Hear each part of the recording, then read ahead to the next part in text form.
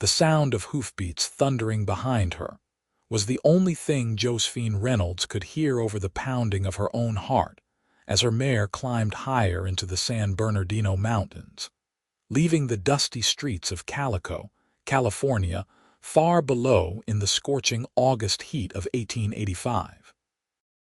She had always known this day would come, the day when her uncle would finally make good on his threats to force her into marriage with his business partner, a cruel silver mine owner twice her age who saw her as nothing more than property to be acquired.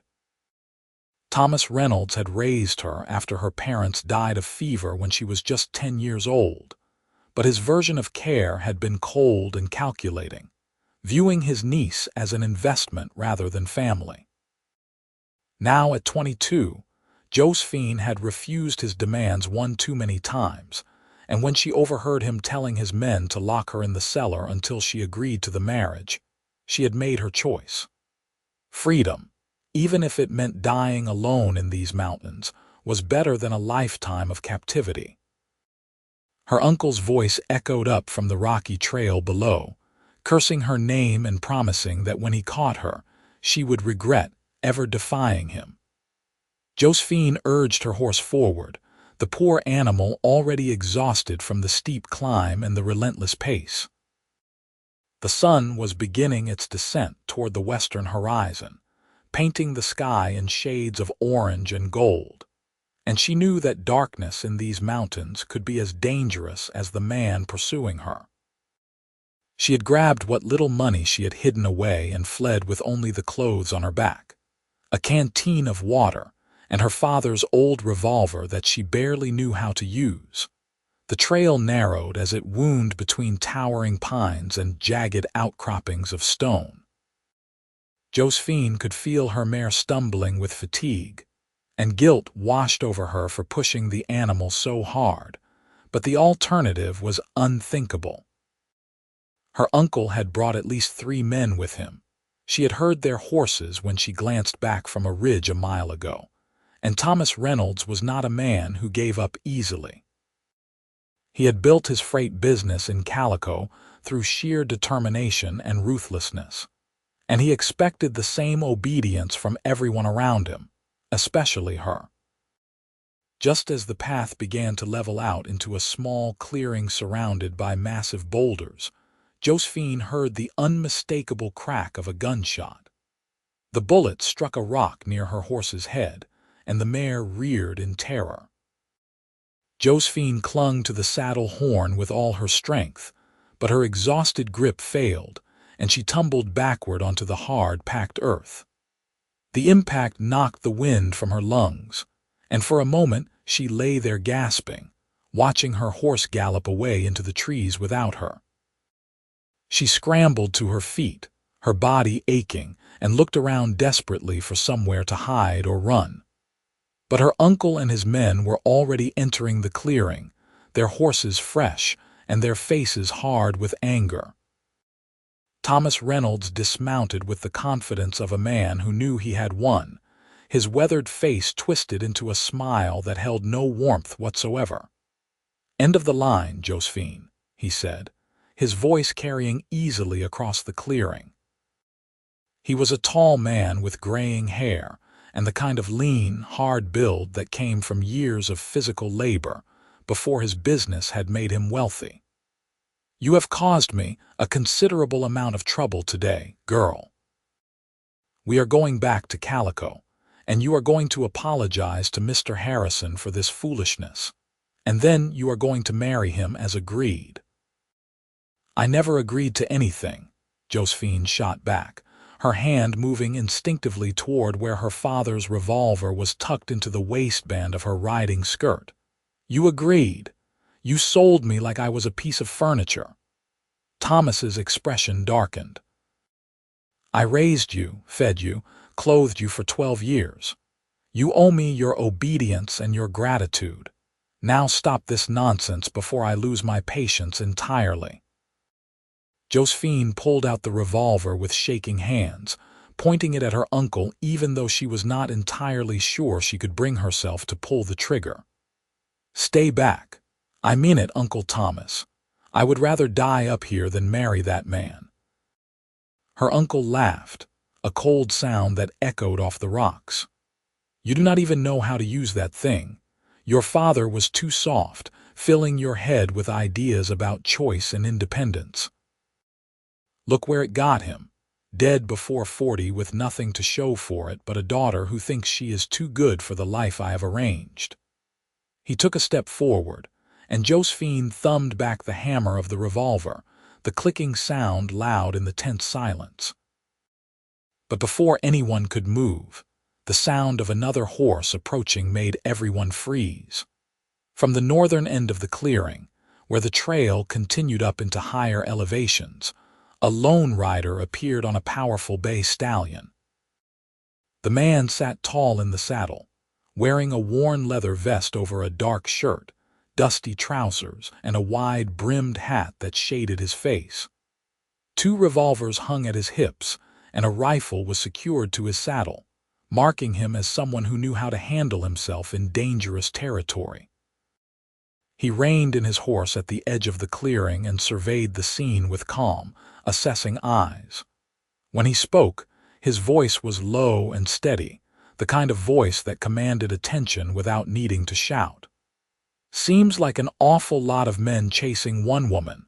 That does not sit right with me."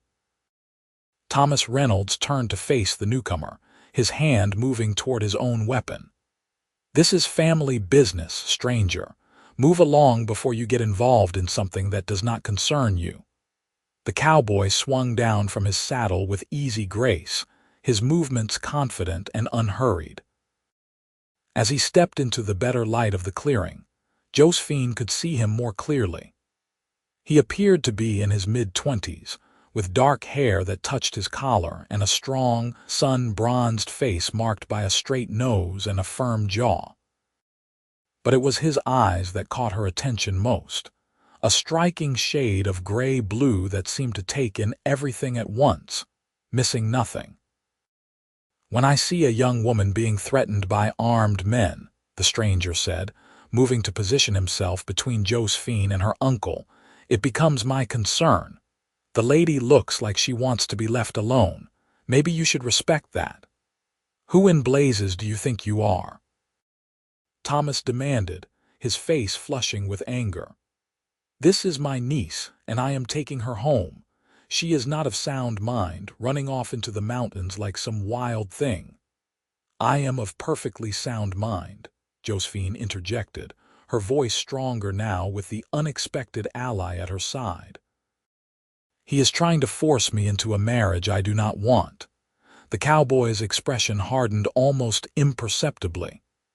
"Is that true?" he asked, directing the question at Thomas. "She is my ward, and it is my right and my duty to see her properly settled," Thomas replied.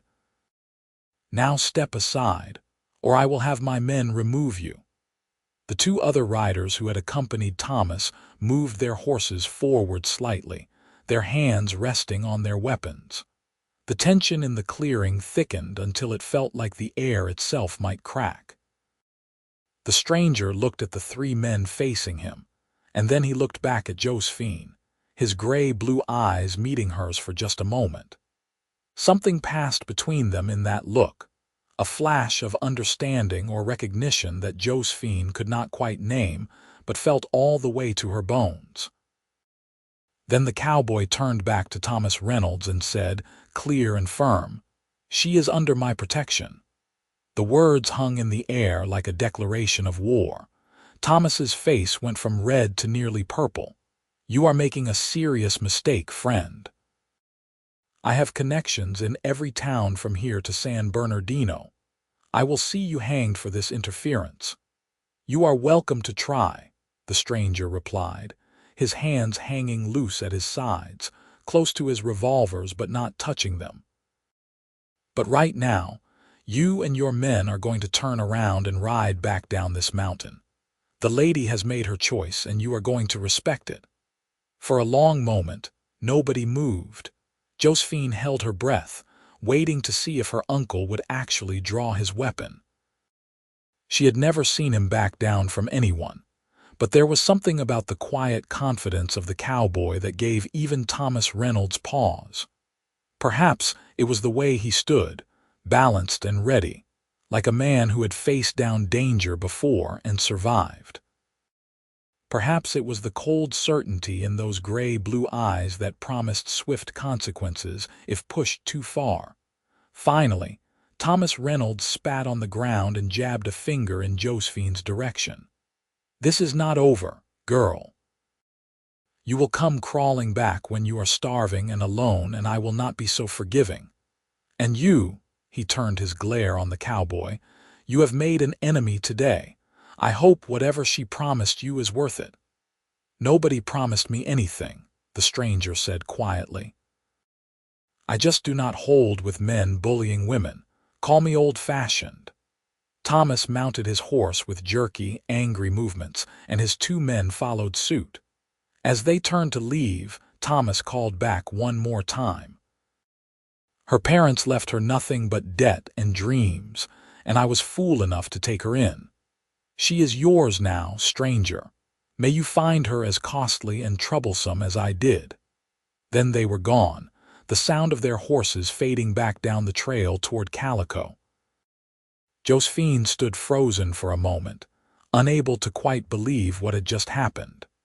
The tension drained out of her all at once, leaving her shaking and suddenly aware of how exhausted she was. The revolver dropped from her nerveless fingers, and she might have collapsed entirely if the cowboy had not moved quickly to steady her with a hand on her elbow. "Easy there," he said, his voice gentler now. "You are safe. Take a breath." Josephine did as he suggested, drawing in a long, shuddering breath and then another. When she felt steady enough, she looked up at the man who had just changed the course of her entire life. Up close, he was even more striking, with fine lines at the corners of his eyes that suggested he smiled often, though his expression now was serious and concerned. "Thank you," she managed to say. "I do not know what would have happened if you had not come along when you did." "Nothing good," he replied, releasing her elbow but staying close enough to catch her if she stumbled. "Are you hurt? That was a hard fall from your horse." "Just bruised, I think. Nothing broken." Josephine glanced around the clearing, suddenly aware that night was falling fast and she had no horse, no supplies, and no real plan beyond getting away from her uncle. "My horse ran off. I do not suppose you saw which way she went." The cowboy shook his head. "Afraid not. But a spooked horse will usually find its way back to familiar territory. She will probably head back to Calico." Josephine's heart sank. That meant she was stranded up here with no way to travel and no money to buy a new mount even if she could make it to a town. The reality of her situation was starting to crash down on her, and she felt dangerously close to tears. She had been so focused on escaping that she had not thought through what would come after. The stranger must have seen something of her distress in her face because he said, "My camp is about a mile up the trail. It is not much, but I have supplies and a fire going. You are welcome to rest there for the night, and we can figure out what to do come morning." Josephine knew she should probably be wary of accepting such an offer from a man she had just met. But the alternative was spending the night alone in these mountains with nothing but the clothes on her back. Besides, he had just faced down 3 armed men to protect her. That had to count for something. "I would be grateful," she said quietly, "but I should at least know the name of the man who just declared himself my protector." A small smile tugged at the corner of his mouth, the first hint of humor she had seen from him. "Zachary Nolan. Most people call me Zach. Josephine Reynolds. Most people call me Josie." She paused, then added, "Though I suppose that name might be more trouble than it is worth if my uncle is serious about coming after us." "Let me worry about your uncle," Zach said. He walked over to where she had dropped her father's revolver and picked it up, checking it over before handing it back to her. "Do you know how to use this?" "Not really," Josie admitted. My father tried to teach me once, but I was more interested in his books than his guns. He was a school teacher before the fever took him. Zach nodded thoughtfully. Well, if you are going to carry it, you should know how to use it properly. I can show you some basics tomorrow if you like. For now, let us get you to camp before it is full dark. He offered her a hand up onto his horse, and after a moment's hesitation, Josie accepted. Zach swung up behind her, reaching around to take the reins, and Josie tried not to think about how close they were sitting or how aware she was of the solid warmth of him at her back. She told herself it was just because she was exhausted and frightened and grateful, but somewhere deep down, she knew it was more than that. There had been something in the way he looked at her, in the way he had stepped between her and danger without a second thought, that had awakened something in her chest she had never felt before. The ride to Zach's camp was quiet except for the sounds of the forest around them and the steady rhythm of the horses' hooves on the trail. True to his word, they reached his campsite just as the last light was fading from the sky. It was a simple setup in a small clearing near a stream, with a fire burning in a ring of stones and bedrolls laid out under the shelter of a large pine tree. A pack horse was tethered nearby, contentedly grazing on the sparse grass. Zach helped Josie down from the horse and gestured for her to sit by the fire while he tended to his animals. She sank down gratefully onto a flat rock near the flames, holding her hands out to the warmth. The temperature had dropped significantly as night fell, and she was shivering in her thin blouse and riding skirt. When Zach finished with the horses, he came back to the fire and draped a blanket around her shoulders without a word. "Thank you," Josie said again, pulling the blanket closer. "I seem to be saying that a lot." "You have had a rough day," Zach replied. He settled down across the fire from her and began working on preparing a simple meal from his supplies. "You do not have to thank me for basic decency." Josie watched him work, noting the efficient, practiced way he moved. "You are used to living rough, I take it. What brings you up into these mountains? Are you a prospector?" Zach shook his head, a slight smile crossing his face. "Not exactly. I am a surveyor for the railroad. I have been mapping potential routes through the San Bernardinos for the past 3 months. Mostly I work alone, sleeping under the stars and living off what I can carry or catch." "That sounds lonely," Josie observed. "Sometimes," Zach admitted, "but I like the quiet." After spending 4 years in the cavalry, dealing with orders and regulations and too many people in too small a space, this feels like freedom. He glanced up at her, his gray-blue eyes reflecting the firelight. "I am guessing you know something about wanting freedom, given what I saw today." Josie nodded slowly, her hands tightening on the edge of the blanket. "My uncle has been planning my life since the day my parents died. He sent me to a finishing school in San Francisco, not because he cared about my education, but because he wanted me to be polished enough to attract a wealthy husband. When I came back to Calico last year, he had already decided I would marry Samuel Harrison, who owns half the silver claims in the area. Mr. Harrison is 45 years old, has been widowed twice, and has a reputation for being cruel to his workers. But he has money and influence, and my uncle wants both." "So you ran," Zach said, and it was not a question.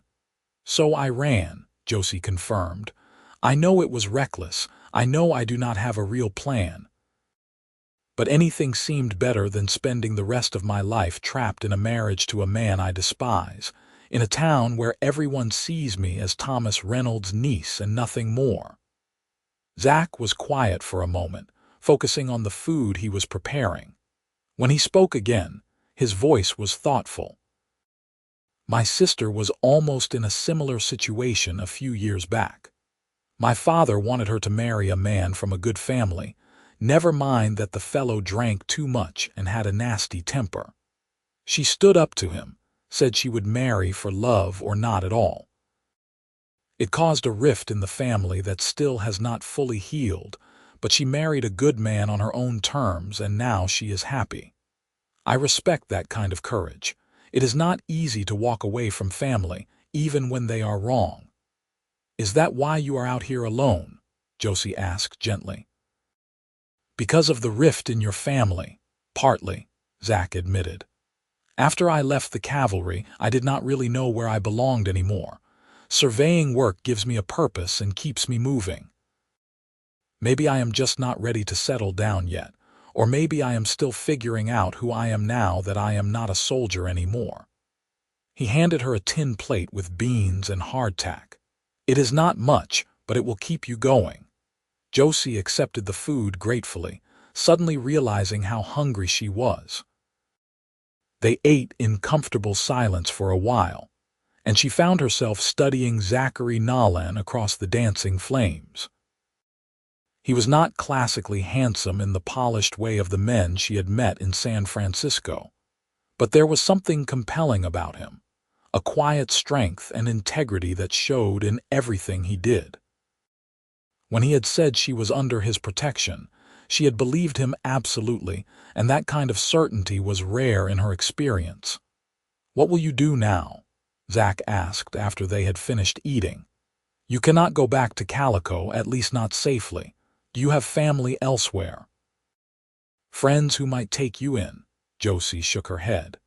"No family that I know of. My mother was an only child and my father was estranged from his relatives back east.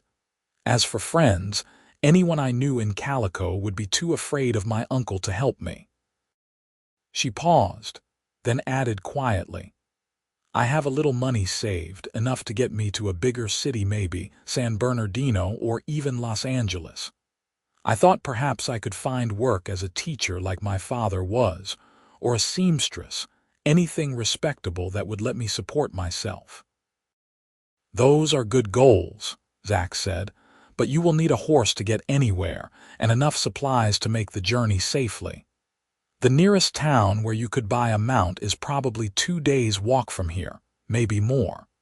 Josie felt her spirits sinking again. She had not thought about the practical realities of traveling alone through wilderness territory with no transportation and minimal supplies. "I suppose I did not think this through as well as I should have," she admitted. "I just knew I had to get away." Zach studied her for a long moment, and she could almost see him weighing options in his mind. Finally, he said, "I have a proposition for you if you are willing to hear it. I need to finish my survey work up here, which will take about another week. After that, I am heading to San Bernardino to file my reports and collect my pay. You could travel with me. It would be safer than going alone, and it would give you time to plan your next steps. Once we reach San Bernardino, you will be far enough from your uncle's influence to make a fresh start." Josie looked at him in surprise. "You would do that? Let me travel with you for a whole week, share your supplies. What would you get out of such an arrangement?" "The satisfaction of knowing I helped someone who needed it," Zach replied simply. "And maybe some decent company. Like I said, it gets lonely up here sometimes." There was no guile in his expression, no hint of the kind of ulterior motives Josie had learned to watch for in men. Zachary Nolan seemed to be exactly what he appeared to be, an honest man offering honest help. It occurred to her that she was being given a gift, not just of protection and transportation, but of time. Time to heal from the years under her uncle's control, time to figure out who she was and what she wanted, time to learn how to stand on her own 2 feet. "I accept your proposition," Josie said, meeting his eyes across the fire. "And I promise I will do my share of the work. I might not know much about surviving in the wilderness, but I am a quick learner."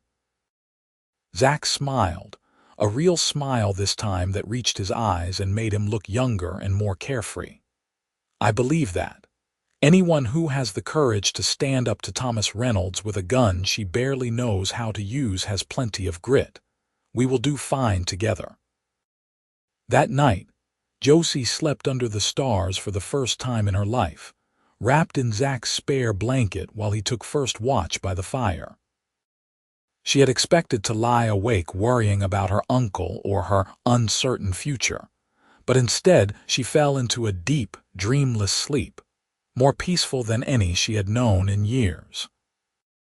Perhaps it was the exhaustion finally catching up with her, or perhaps it was the knowledge that for the first time in a very long time, she was not alone.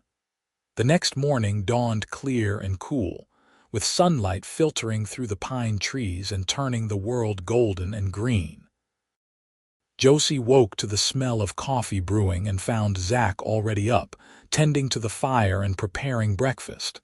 He looked up when he heard her stirring and nodded a greeting. "Morning. How are you feeling?" Josie sat up and assessed herself. She was stiff and sore from yesterday's fall and from sleeping on the hard ground, but overall she felt surprisingly good. "Better than I expected, actually. Is that coffee I smell?" "Sure is. Help yourself." Zach gestured to the pot sitting on the edge of the fire. "We have got a fair bit of work to do today. I need to take some measurements further up the mountain, and I figure it is a good opportunity to teach you some basic survival skills. If you are going to be traveling in country like this, you should know how to take care of yourself." Over the next week, Josie learned more about wilderness living than she had ever imagined possible. Zach was a patient but thorough teacher, showing her how to identify edible plants, how to read the signs of changing weather, how to start a fire without matches, and how to move quietly through the forest without disturbing the wildlife. He taught her to shoot properly, taking the time to correct her stance and her grip until she could hit a target with reasonable accuracy. More importantly, he taught her to trust her own instincts and to believe in her own capability. They fell into an easy routine, working during the day and sharing stories by the campfire at night. Josie told him about her childhood before her parents died, about the small schoolhouse where her father had taught and the garden her mother had tended.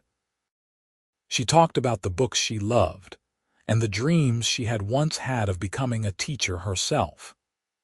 Zach listened to all of it with genuine interest, asking questions and encouraging her to remember the good times instead of dwelling on the difficult years with her uncle.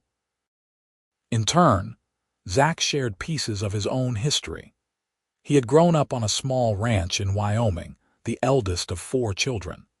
He had joined the cavalry at 18, driven by a sense of duty and adventure, and had served in various frontier posts throughout the Southwest.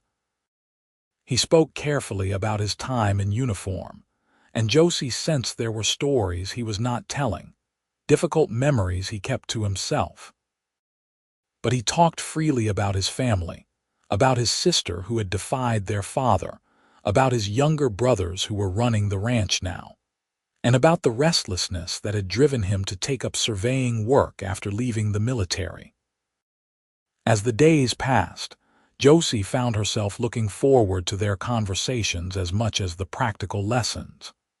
There was something deeply comforting about Zach's presence, a steadiness that made her feel safe in a way she had never experienced before. He treated her as an equal, never condescending or dismissive, always patient when she made mistakes, but quick to praise when she succeeded at something new. And slowly, subtly, she began to notice other things about him. The way his eyes crinkled when he smiled, the deep timbre of his laugh, the unconscious grace with which he moved, the gentleness of his hands when he showed her how to tie a knot or clean a rifle. Zach, for his part, was finding his carefully maintained solitude increasingly disrupted by the presence of Josephine Reynolds. He had told himself he was simply doing the right thing, helping someone in need the way he would want his own sister to be helped in similar circumstances.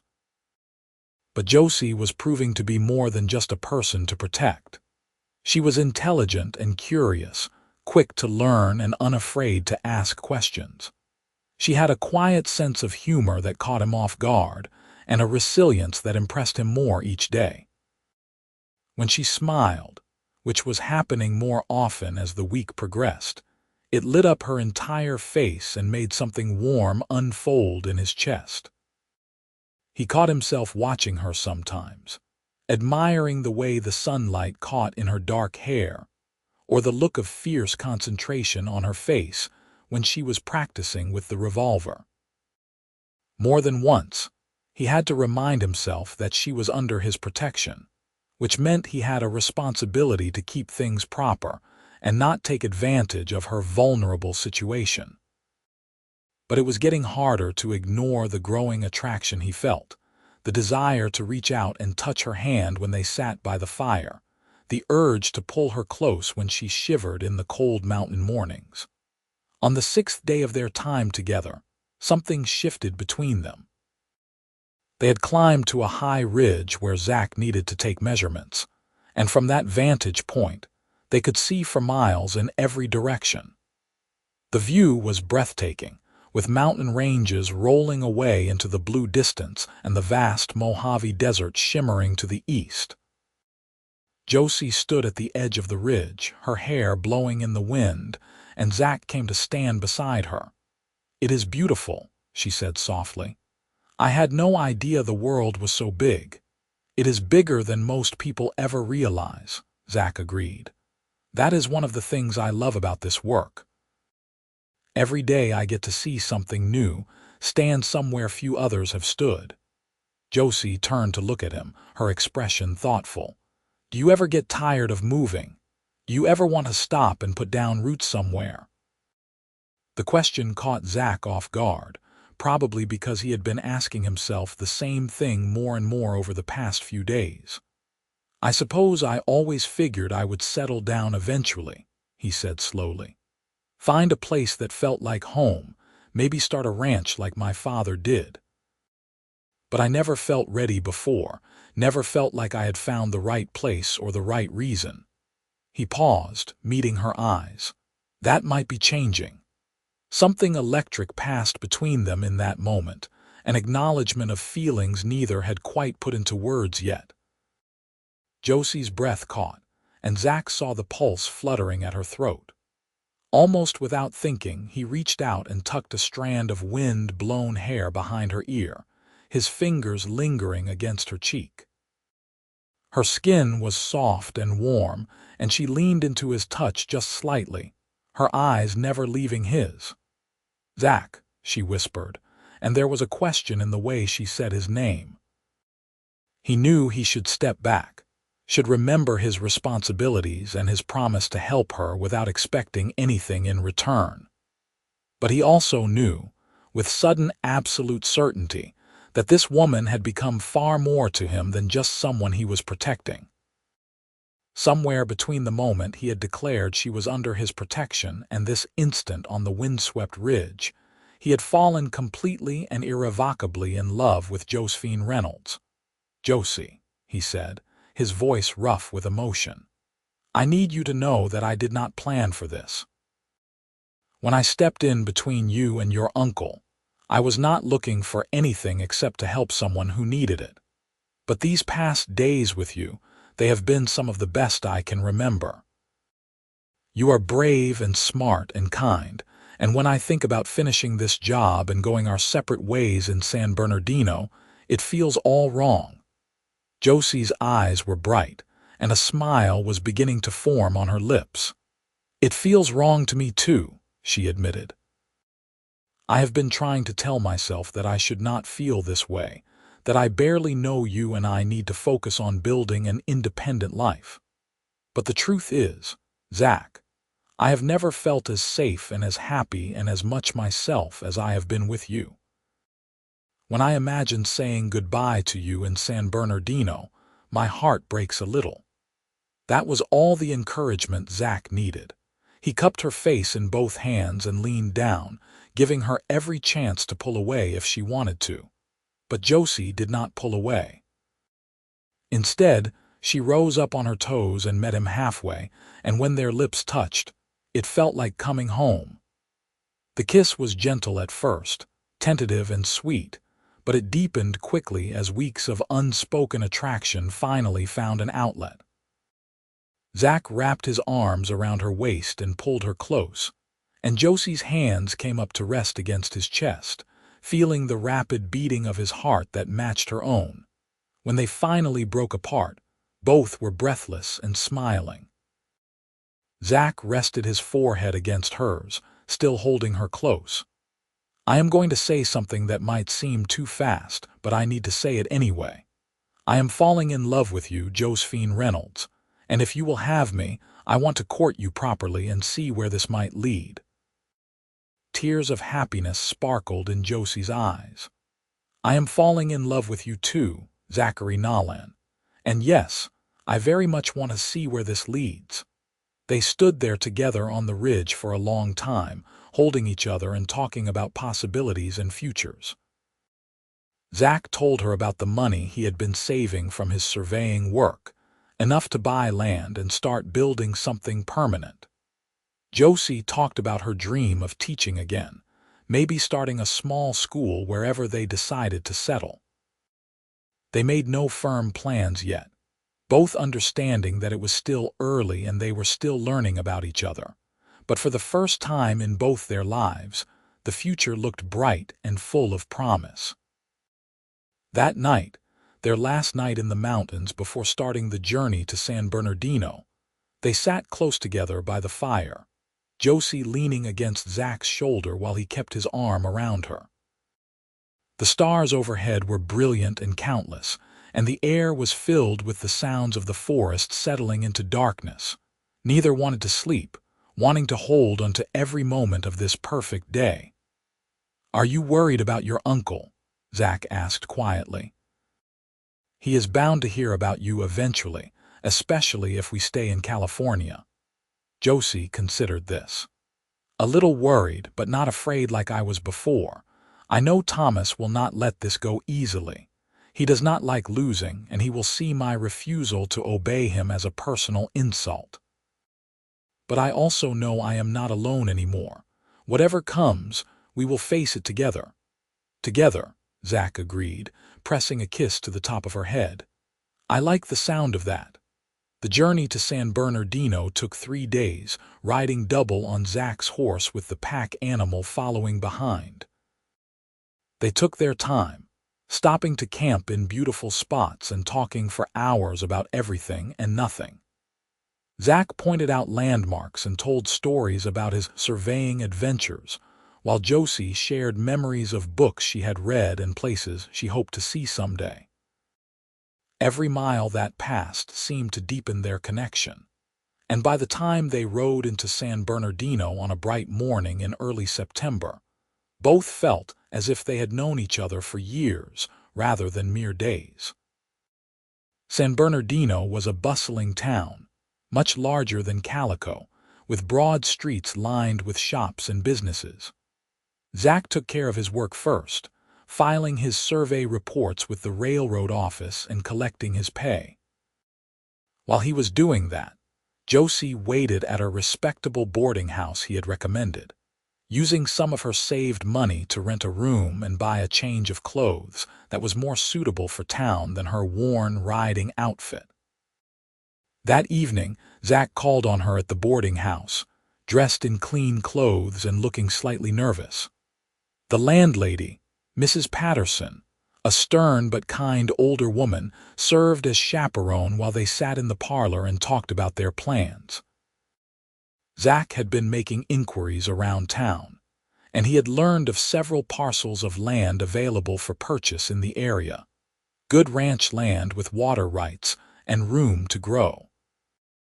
He also learned that the town was in desperate need of a schoolteacher, as their previous teacher had moved back east, and the children had been without proper instruction for months. "It seems like San Bernardino might be a good place to put down roots," Zach said, watching Josie's face carefully. "But I do not want to make any decisions without knowing what you think. This has to be right for both of us." Josie felt a warm rush of affection for this man who, even in the midst of his own plans and dreams, always thought to include her and value her opinion. "I think it sounds wonderful," she said honestly. "A chance to teach again, to do the work my father loved, and to build a life in a place where nobody knows me as Thomas Reynolds' niece. That is more than I could have hoped for." Over the next few weeks, Zach and Josie settled into San Bernardino while maintaining careful propriety. Zach found work helping to build a new church on the edge of town, supplementing his surveying income while he looked at properties and made plans. Josie secured a position as the town's schoolteacher, taking over a small schoolhouse with 14 students ranging from 6 to 13 years old. She threw herself into the work with joy, preparing lessons and getting to know the families who entrusted their children to her care. They spent every respectable moment together, taking walks on Sunday afternoons, attending church socials, and having dinner at the boarding house under Mrs. Patterson's watchful eye. Zach courted Josie the way he did everything else, with patience and sincerity and quiet determination. He brought her wildflowers he picked on his way back from work sites, and he carved her a beautiful wooden bookmark when she mentioned missing her books. She, in turn, mended his shirts and taught him the folk songs her mother had sung to her as a child. The town quickly accepted them as a couple, and there was much speculation about when the handsome surveyor would finally propose to the pretty schoolteacher. But neither Zach nor Josie was in a hurry. They were too busy enjoying the process of truly knowing each other, of building a foundation of friendship and trust to support the love that was growing stronger every day. It was late October when Thomas Reynolds finally tracked them down. Josie was walking home from the schoolhouse one evening when she saw her uncle standing on the main street, talking to the sheriff. Her heart clenched with instinctive fear, but she forced herself to keep walking, her head held high. She would not run or hide.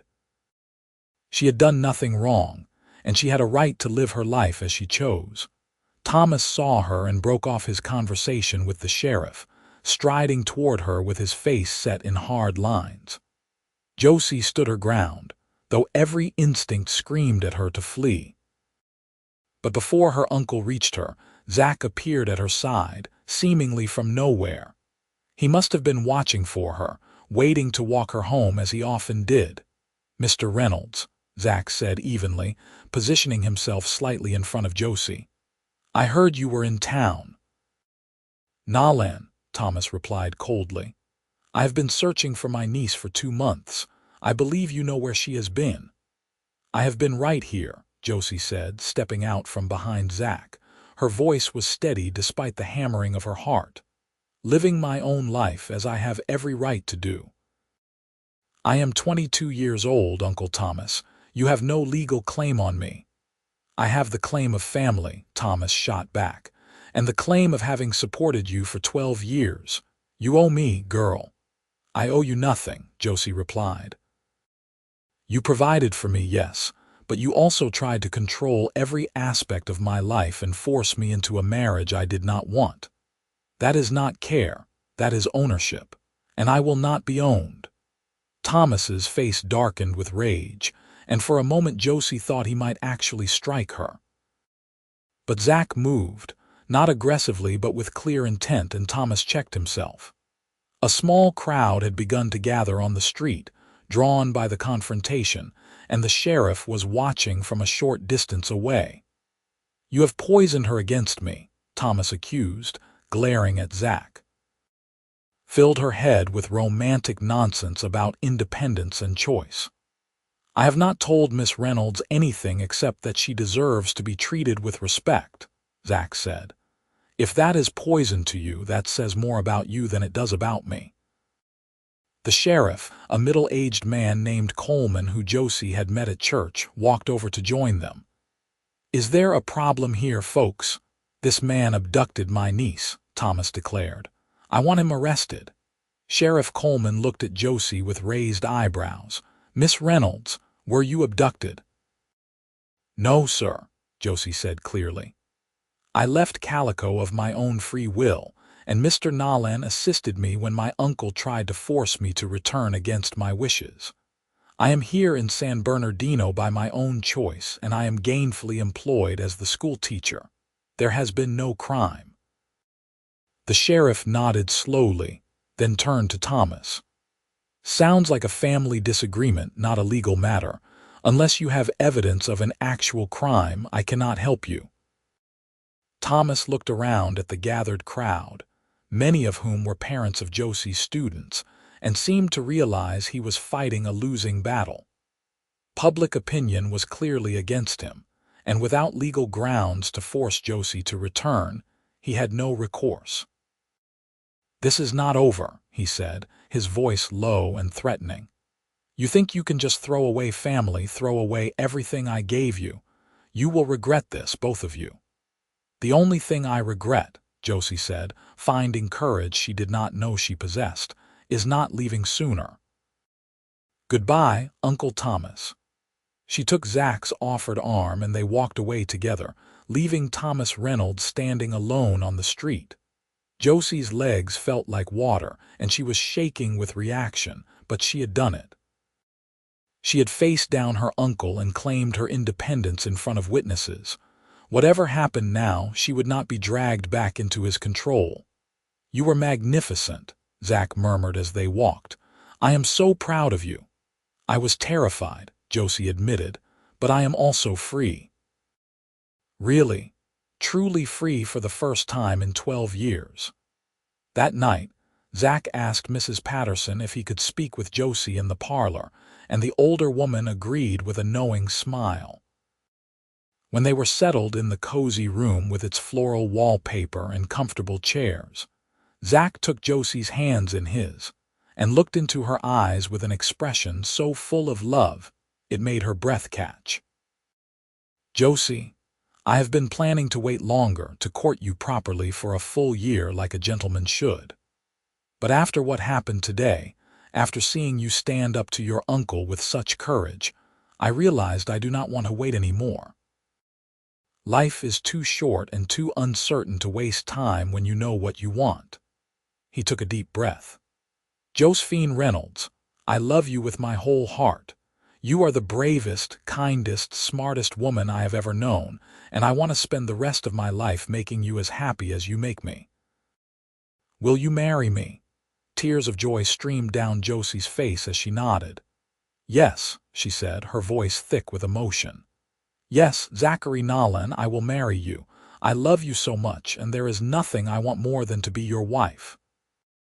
Zach pulled her into his arms and kissed her thoroughly, propriety be damned, and Josie kissed him back with all the love and passion in her heart.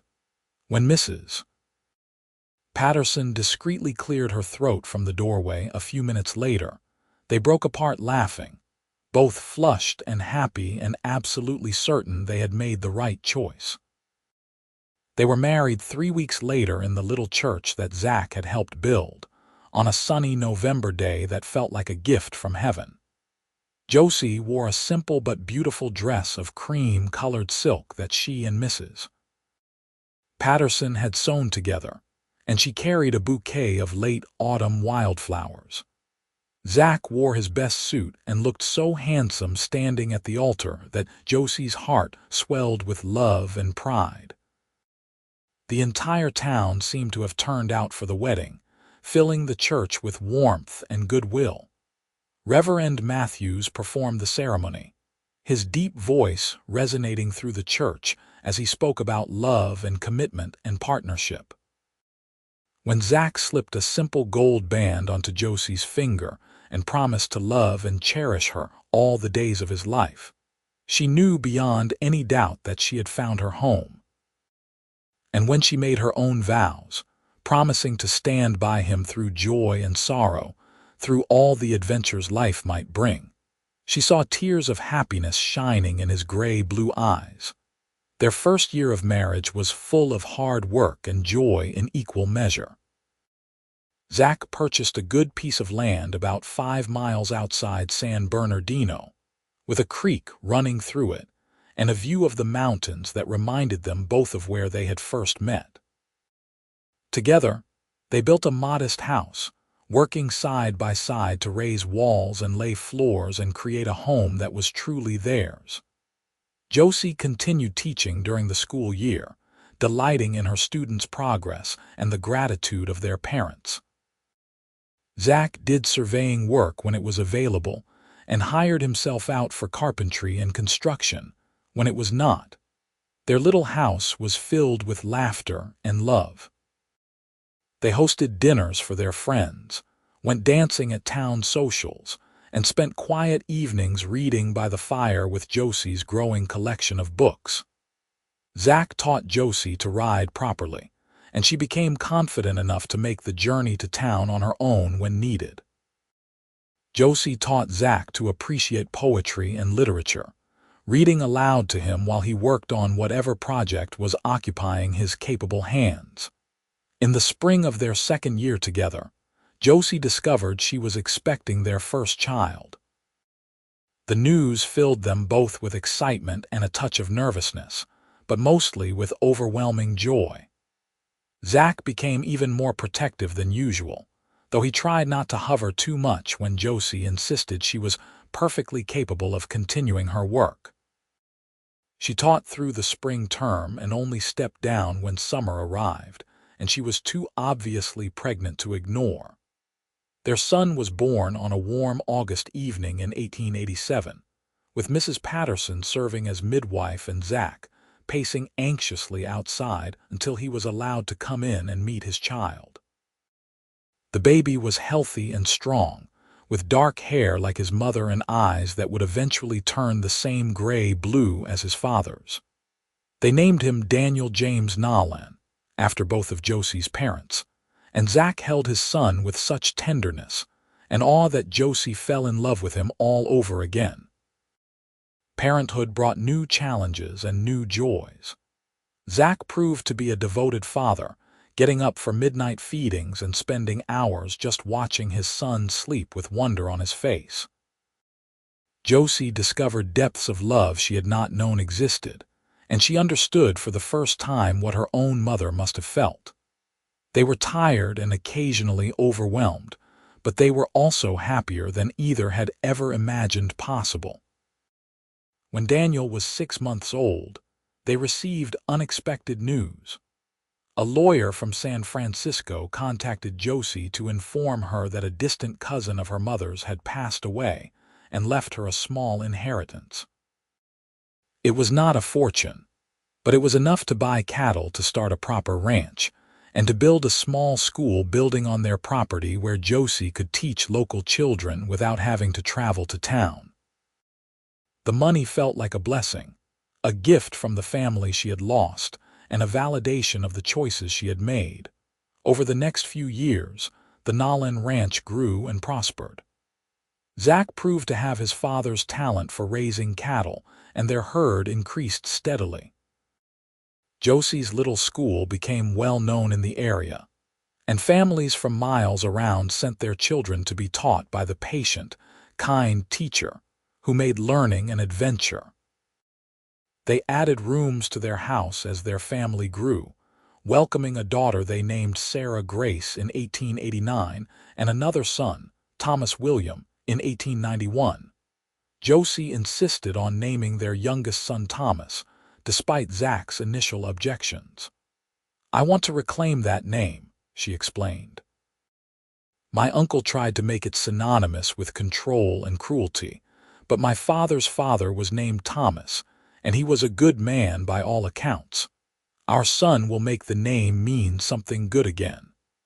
They never heard from Thomas Reynolds again after that confrontation in San Bernardino. Word reached them a few years after their wedding that he had sold his freight business and moved back east, though whether he went willingly or because his reputation had suffered from the way he had treated his niece, they never knew. Josie found she could think of him without anger after a while, even with a kind of sad pity for a man who had been so focused on control and profit that he had lost the ability to love or be loved. The years rolled by in a pattern of seasons and celebrations, of hard work and abundant blessings. Zach and Josie grew older together, their love deepening with every shared experience, every challenge overcome, every joy celebrated. They watched their children grow strong and confident, teaching them the values of kindness, courage, and independence that they both held dear. Daniel grew tall like his father and showed an early aptitude for working with animals. Sarah inherited her mother's love of learning and could read before she was 4 years old. Thomas was the adventurous one, always exploring and asking questions about everything he encountered. On their 10th wedding anniversary, Zach and Josie rode back up into the San Bernardino Mountains, leaving the children in Mrs. Patterson's capable care for a few days. They found the clearing where Zach had first stepped between Josie and her uncle, where he had declared she was under his protection and changed both their lives forever. Standing there together, holding hands and looking out at the wilderness that had witnessed the beginning of their love story, they reflected on how far they had come. "You ever regret it?" Zach asked, pulling Josie into his arms. "Running away that day, trusting a stranger, building this life with me instead of having the security of a city and a traditional life." Josie looked up at him, at the face she loved more with every passing year, and smiled. "Not for a single moment. You gave me the greatest gift anyone has ever given me. You gave me the freedom to choose my own path, and then you chose to walk that path beside me. Everything good in my life started the day you stepped into that clearing and said I was under your protection." "You were under my protection," Zach said softly, brushing a kiss across her forehead. "But somewhere along the way, you took up residence in my heart, and you have protected that ever since. You made me believe in home and family and love that lasts. You made me whole." They stood there together as the sun set over the mountains, painting the sky in brilliant shades of orange and pink and gold, just as it had on that long-ago evening when they were strangers brought together by fate and choice. But now, they were so much more than strangers. They were partners and lovers, best friends and co-adventurers in the grand journey of life. They had built something beautiful together, a family and a home and a love that would endure whatever trials the future might bring. As they rode back down the mountain toward home and their children and the life they had created together, both Zach and Josie felt profound gratitude for the twist of fate that had brought them to that clearing on that August day in 1885. From fear and flight had come love and freedom. From a desperate chase into the mountains had come a partnership that enriched every aspect of their existence. They had found each other against all odds, and in finding each other, they had found themselves. Years later, when Josie was an old woman surrounded by children, grandchildren, and even a few great-grandchildren, she would tell the story of how she met their grandfather. The young ones would sit wide-eyed as she described fleeing from her uncle, tumbling from her horse, and facing down armed men with only her father's old revolver and her own desperate courage. They would cheer when she got to the part where the handsome cowboy rode into the clearing and declared she was under his protection, and they would sigh with satisfaction when she described falling in love under the stars in the wilderness. But the part that always made Josie's heart swell with emotion, even after all those years, was the ending. Because the ending of that story was just the beginning of everything else. It was the beginning of a marriage that lasted 53 years, until Zach passed peacefully in his sleep at the age of 79 with Josie holding his hand. It was the beginning of a family that grew and thrived and spread across California and beyond. It was the beginning of a legacy of love and courage that would echo through generations. And when Josie herself passed just 2 years after her beloved husband, surrounded by family in the house they had built together all those years ago, her last thoughts were not of death but of life. She thought of a clearing in the mountains, of gray-blue eyes meeting hers with promise and protection, of a voice saying, "She is under my protection," and meaning it with every fiber of his being. She thought of the life they had built together, rich with love and laughter and purpose. And she smiled, knowing that whatever came next, wherever Zach was waiting, they would face it together, just as they had faced everything else for more than half a century. The Nalan Ranch continued to prosper long after both Zach and Josie were gone, run by their children, and then their grandchildren, a testament to what two people could build when they chose love and freedom over fear and obligation.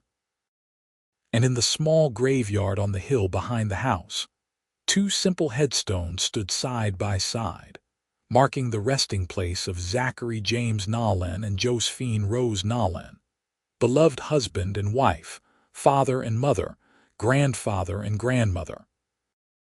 Below their names and dates, carved in clear letters, were the words that summed up their entire story. She was under his protection. He was under her love. Together they were home.